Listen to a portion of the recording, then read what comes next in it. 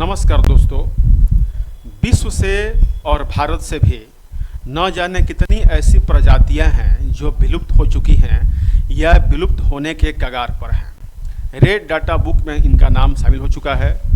भारत में पाए जाने वाले एक ऐसा विशालकाय पक्षी जिसका नाम गिद्ध और पलचर है, इनकी भी संख्या अचानक लगभग नगण्य हो चुकी है। और इन गिद्धों का विनाश या विलुप्त होना सबसे बड़ा कारण क्या है, इसके बारे में हम लोग जानते हैं। 1990 के दशक तक भारत जैसे देश में लगभग 8 करोड़ गिद्ध पाए जाते थे। 90 के दशक के शुरुआत में भारतीय उपमहाद्वीप में 8 करोड़ गिद्ध पाए जाते थे। और भारतीय उपमहाद्वीप कहने का मतलब कि इसमें सब सम्मिलित हो गया। जो भारत से अलग हुए हैं, बांग्लादेश, पाकिस्तान सहित सब चले आते हैं। तो इसमें 8 करोड़ गिद्ध थे और इस दशक के अंत तक लगभग 99% गिद्ध लुप्त हो गए। मतलब कि 2001 आते आते इन गिद्धों की संख्या में भारी गिरावट आ गई। आखिर इसका कारण क्या था, क्यों ये लुप्त हो गए? तो यह कैसे घटित हो सकता है, इसको हम लोग जाने। वैज्ञानिक गिद्ध की सभी प्रजातियों के व्यापक विनाश से वास्तव में अचंभित थे। उन्होंने सैकड़ों मृत पक्षियों का परीक्षण किया, जो गिद्ध मर गए थे उनका परीक्षण किया और यह निष्कर्ष निकाला कि गुर्दे का खराब होना एक मुख्य कारण था।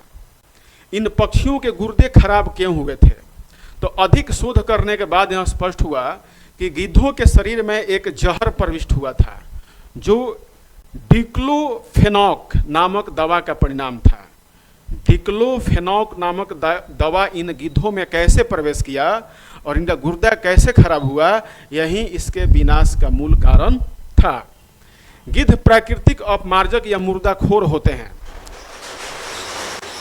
जो लोग 90 के दशक में होश संभाले होंगे उन्हें पता होगा कि अगर सड़क किनारे कहीं जानवर मृत प्राय हो गए थे, मर गए, उनको फेंक दिया गया, तो गिद्धों की बड़ी टोली आती थी और मिनटों में उन्हें चट कर जाते थे, घंटे भी नहीं लगते थे। तो ये मुर्दाखोर होते थे और बिल्कुल अपमार्जक, ये प्रकृति से ऐसे षड्यंत्र को खत्म करने वाले जीव थे। और भारत में मृत मवेशी उनका भोजन होते हैं।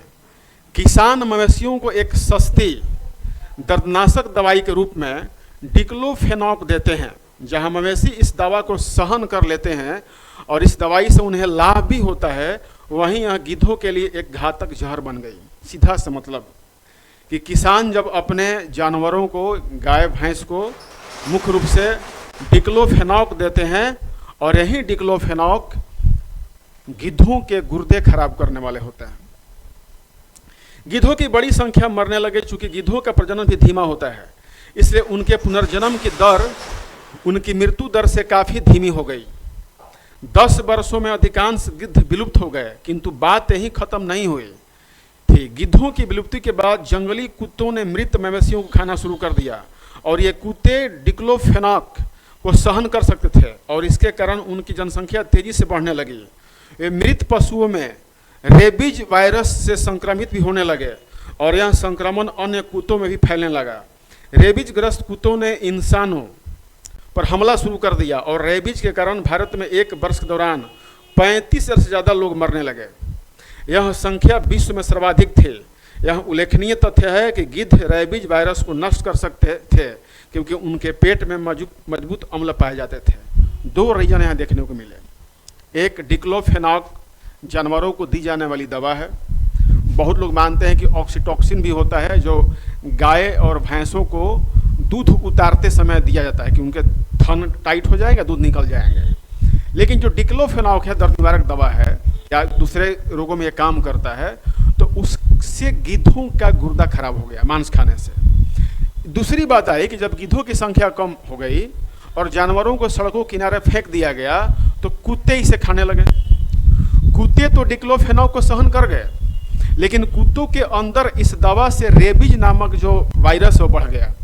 और जब इनमें रेबीज बढ़ता है तो इनका दांत काटने को अधिक मन करता है, ये काटने दौड़ते हैं और इनके काटने से 35 लोग भारत में मर गए, जो पूरे विश्व में सबसे अधिक था। तो गिद्धों के विलुप्त होने के कारण ऐसा माना जाता है कि भारत में कम से कम भारत में 5 लाख लोगों की मौत हुई है। डायरेक्ट इनडायरेक्ट इसके पीछे कई कारण हो सकते हैं। यहाँ भी हम लोग अगर देख सकते हैं पीपीटी में कि भारत में गिद्धों की संख्या में गिरावट के पीछे कई वजहें हैं, जिनमें बड़ी वजह क्या है, डाइक्लोफेनाक, वहीं डाइक्लोफेनाक जैसी दवाओं का इस्तेमाल। डाइक्लोफेनाक एक सस्ती पेन किलर दवा है जिससे गाय भैंस जैसे पशुओं को दी जाती है। यह दवा पशुओं के जोड़ों के दर्द को कम करती है। जब गिद्ध इस दवा से दूषित मांस खाते हैं तो उनकी किडनी पर बुरा असर पड़ता है और वे मर जाते हैं। डाइक्लोफेनाक को साल 2008 में प्रतिबंधित कर दिया गया है। ध्यान दीजिएगा, इस दवा को 2008 में बैन कर दिया गया है। फिर भी इसका इस्तेमाल बड़े पैमाने पर चोरी छुपे होता है। गिद्धों के लिए कीटनाशक प्रदूषण भी एक खतरा है। शिकारी जानवरों जैसे हाथी, बाघ, गैंडा, हिरन और भालू जहरीले भोजन का सेवन करते हैं। जब गिद्ध इनके दूषित शवों को खाते हैं तो क्या हो जाते हैं, मर जाते हैं। गिद्ध पर्यावरण के प्राकृतिक सफाई कर्मी होते हैं। वे मरे हुए जानवरों को खाकर संक्रमण को रोकते हैं। भारत में गिद्धों की संख्या में तेजी से गिरावट आ रही है, इसलिए इनके संरक्षण के लिए तत्काल कार्रवाई की जरूरत है और भारत सरकार ऐसी दवाओं पर प्रतिबंध लगा के गिद्धों के पुनः विकास पर जरूर बल दिया है। तो सीधा सा मतलब है कि गिद्धों को नष्ट होने में, ये जो गिद्ध है इसके नष्ट होने में डाइक्लोफेनाक नामक जो दवा है सबसे बड़ी महत्वपूर्ण भूमिका निभाती है। और ये गिद्धों की कई प्रजातियां भारत में पाई जाती थी और आज इनकी संख्या बहुत कम रह चुकी है। और एक आप आंकड़े देखें कि गिद्धों के ना होने से हुई 5 लाख लोगों की मौत, ये डायरेक्ट और इनडायरेक्ट रूप से बात बिल्कुल सत्य है। तो गिद्धों का संरक्षण, पर्यावरण का संरक्षण, और जैसा कि मैंने आपको पीछे बताया कि कुत्ते जब डिक्लोफेनाक नामक मांस युक्त मांस खा लेते हैं तो उनमें रेबीज वायरस क्या हो जाता है, बढ़ जाता है और वे मनुष्यों तक रेबीज पहुंचा देते हैं। तब तक के लिए धन्यवाद, नमस्कार।